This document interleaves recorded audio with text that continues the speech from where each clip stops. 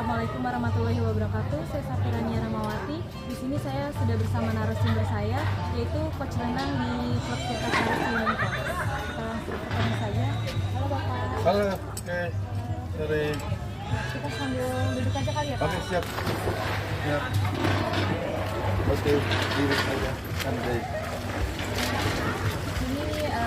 Ini dia narasumber saya, yaitu coach renang di Tirta Sari Swimming Club. Ini saya mau izin wawancara, apakah Bapak bersedia? Siap, saya bantu. Oke. Kita langsung mulai saja ya Pak. Perkenalan dulu terlebih dahulu. Pertama saya Thomas, sebagai pelatih renang di kolam renang Tirta Sari, juga sebagai pelatih kepala di klub Tirta Sari. Ya. Kita langsung aja ke pertanyaannya. Ya. Sudah berapa lama Bapak menjadi pelatih renang? Dari tahun 2020, 2020 ya, udah 14 tahun, ya kurang lebih, ya 2020, kurang lebih 12 tahun, ya, dulu di kolam renang atau ngelatih renang. Selain Bapak sendiri, adakah pihak lain yang berperan membantu dalam mempersiapkan atletnya itu menuju ke pelatnas? Karena kan yang saya tahu, Bapak tuh juga masih membawa atletnya menolak masuk gitu, lolos ke pelatnas. Sementara kami hanya menginduk ke klub yang udah besar, ya. Ketika kami jembatan untuk memasuki anak-anak dari klub MLA dari Indonesia MPL Lintas Akuatik, kemudian dibantu juga dengan pusat latihan olahraga pelajar DKI. Jadi saya bernaung di sana. Jadi kayak bekerjasama gitu ya? Iya, betul. Selanjutnya, bagaimana sih biasanya Bapak itu melatih atlet Bapak latih di pelatnas, dan apakah ada fasilitas atau lokasi khusus yang membantu? Sementara fasilitas hanya memaksimalkan kolam yang ada di daerah Depok aja, ya. Program-program mungkin kita berkolaborasi atau bertukar pikiran dengan pelatih-pelatih yang sudah mumpuni, ya, terutama saya tidak hasil gemblengan dari Bapak Suwoyo almarhum. Ya. Kapan itu Bapak menyadari adanya potensi dari atlet Bapak itu yang bisa melaju ke pelatnas? Awalnya saya tidak untuk menjadikan atlet, tapi saya mencoba berproses, ya. Tapi ada beberapa atlet yang punya talenta, dilatih berprosesnya, dan alhamdulillah ada beberapa, ada 4, ya, yang masuk sekarang ada di Belanda. Apakah ada program khusus yang diterapkan untuk mempersiapkan atlet Bapak agar lolos ke pelatnas? Oh iya, jadi anak itu ditarget untuk kali masuk ke pelatnas, kita latihan khususnya adalah mulai dari jam 4 pagi subuh sampai jam 6 sekolah. Sore latihan lagi dari jam 3 sampai jam 5 naik. Jadi seminggu kurang lebih 6 kali. Ya. Jadi difokuskan juga di latihan itu untuk yang berprestasi gitu ya Pak? Ya, yang progresif, yang berprestasi untuk mengarah ke sana. Ya. Menurut Bapak, apa faktor pembeda gitu dalam strategi latihan Bapak sehingga dapat membawa atletnya itu lolos ke pelatnas? Sebetulnya program pembedanya tidak ada, sama, cuman mungkin dilihat daripada anak-anak yang punya talenta, istilahnya punya bakat tersendiri, kita asah, kita dorong, kita bentuk, timbullah mereka ya hasil yang maksimal. Jadi balik lagi ke atletnya sendiri Ya, Pak? betul. Dari pihak Bapaknya tinggal mengasah Ya. kayak udah ada. Oke, menurut Bapak mengapa banyak atlet ini berbakat yang berpotensi lolos namun tetap gagal di pelatnas, dan bagaimana Bapak menghindari hal ini terjadi? Nah ini karena semakin tinggi, semakin saingannya, terutama dengan notabene dengan klub-klub yang udah besar yang ada di Indonesia, ya. Jadi mensiasatinya ya kita selalu konsisten latihannya, tidak banyak bolong-bolong, kemudian juga asupan gizi juga, makanan juga tidak sembarangan. Ya, jadi terus berproses, terus bersaing dengan mereka notabene yang latihannya hampir pagi sore. Fokus ke stamina juga ya. Betul, betul. Selanjutnya ini bagaimana sih cara Bapak itu memastikan atlet ini yang sudah masuk ke pelatnas dapat terus berkembang mencapai prestasinya yang lebih tinggi? Kita dorong kita istilahnya dipikirkan di yang besar ya, kemudian kita juga fokus dengan nutrisinya, jadi tidak sembarangan istilahnya latihan sekedar latihan aja ya, tapi semuanya harus kita ya perhatikan ya, support juga semua fasilitas makanan dan kelebihan.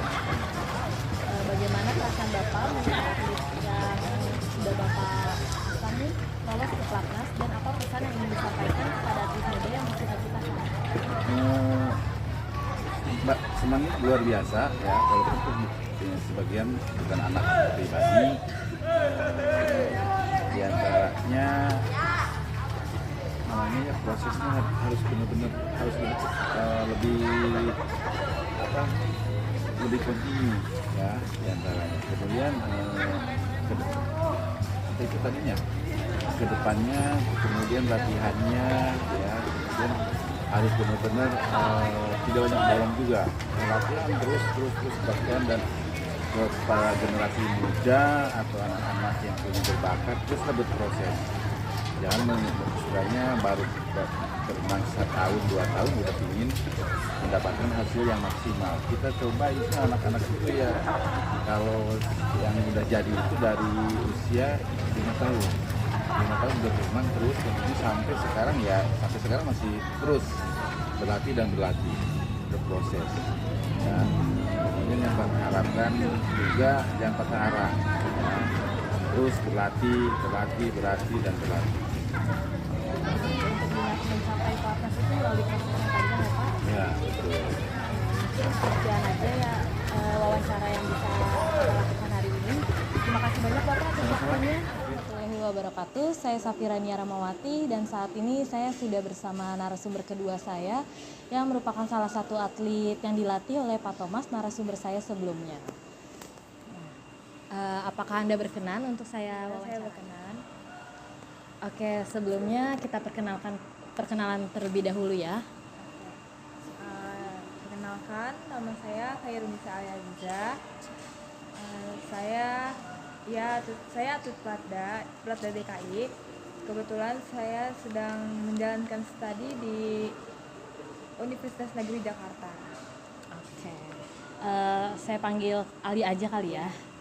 Kita langsung masuk ke pertanyaan aja nih. Di sini ada beberapa list pertanyaan yang udah saya buat. Yang pertama itu, siapa sih sosok yang paling berpengaruh nih dalam perjalanan karir sebagai atlet? Terutama yang paling berpengaruh sih itu keluarga dan orang tua ya, karena mungkin mereka yang paling mensupport kita gitu. Terus sama teman-teman juga, soalnya kan di samping kita kan juga banyak teman-teman yang sama-sama berjuang gitu, latihan bareng, apa-apa bareng kayak gitu. Terus selanjutnya itu, apa yang menjadi motivasi utama nih hingga bisa menembus ke Platda? Kan tadi udah sampai Platda ya.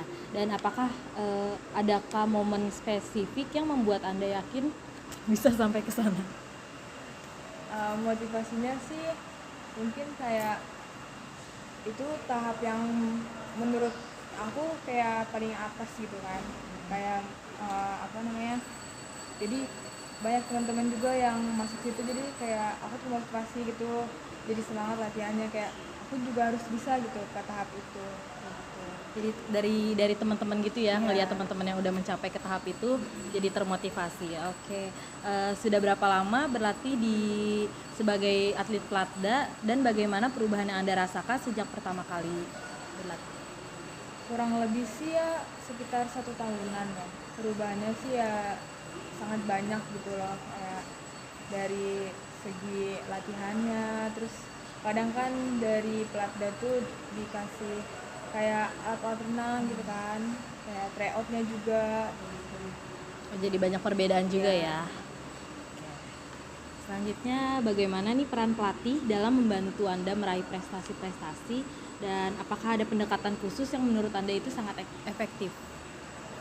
Peran pelatih sih sangat banyak ya, terutama dalam segi latihan sama segi motivasi. Eh, Kayak mereka suruh kita, kadang tuh ada latihan tambahan, suruh siang-siang gitu. Terus abis itu kayak sering memotivasi kita juga, kayak seharusnya kayak lu bisa kayak gini gitu.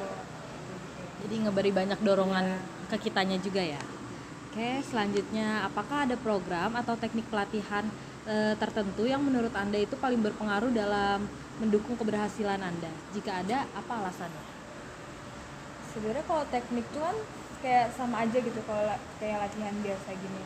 Terus kayak program tambahannya mungkin ya itu kayak suka dikasih program siang hari suka lari, entah itu lari pull up atau ngapain aja kayak gitu.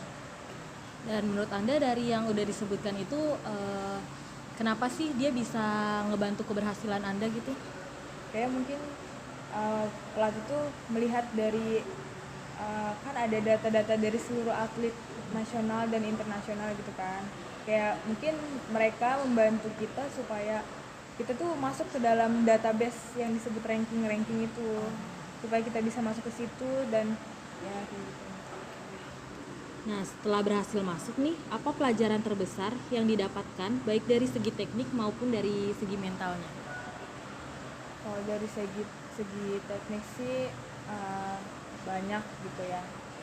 Kayak dari kalau latihan pun selalu dipakai gitu. Kalau dari segi mentalnya kayak mungkin kan kita kemana-mana tuh selalu sendiri gitu. Terus kalau mau ada pertandingan kayak kita bisa mensupport diri sendiri gitu. Kalau di pinggir kolam kan nggak mungkin orang tua kan ngikut ya. Terus kalau semisal kita tryout keluar gitu, kita cuma hanya ada tim pelatih sama teman-teman, jadi orang tua nggak ikut gitu, karena kita dibayar oleh negara kalau nggak dispora gitu. Oke. Nah, sejauh ini apa aja prestasi yang sudah diraih dan bisa Anda ceritakan pengalaman atau pencapaian yang paling berkesan menurut Anda? Yang paling berkesan itu mungkin waktu itu Popnas ya, karena itu event pertama dan terakhir aku sebagai pelajar gitu. Dan di situ kayak perjuangannya emang bener-bener susah payah gitu kan, latihannya ekstra, terus pokoknya kayak latihannya pagi siang sore gitu, mati-matian di situ. Dan alhamdulillah sih hasilnya kayak memuaskan walaupun cuma dapat perunggu gitu, dan dapetnya itu juga alhamdulillah dari dua gaya unggulan aku dan gitu. Oke. Setelah semua pencapaian ini, selanjutnya itu apa target terbesar dalam karir sebagai atlet? Targetnya sih ya semoga aja bisa bertahan di Platda ini dan bisa lebih maju lagi ke depannya, mungkin bisa mencapai pelatnas gitu kan. Terus kayak di next event itu selalu kayak berenangnya selalu bagus, waktunya selalu tercapai gitu. Oke. Nah, ini pertanyaan terakhir nih.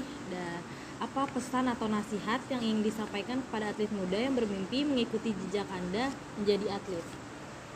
Pesannya sih kayak intinya harus semangat latihan ya, kayak kalau tanpa latihan kita nggak bisa mengejar teman-teman kita yang di atas gitu ya.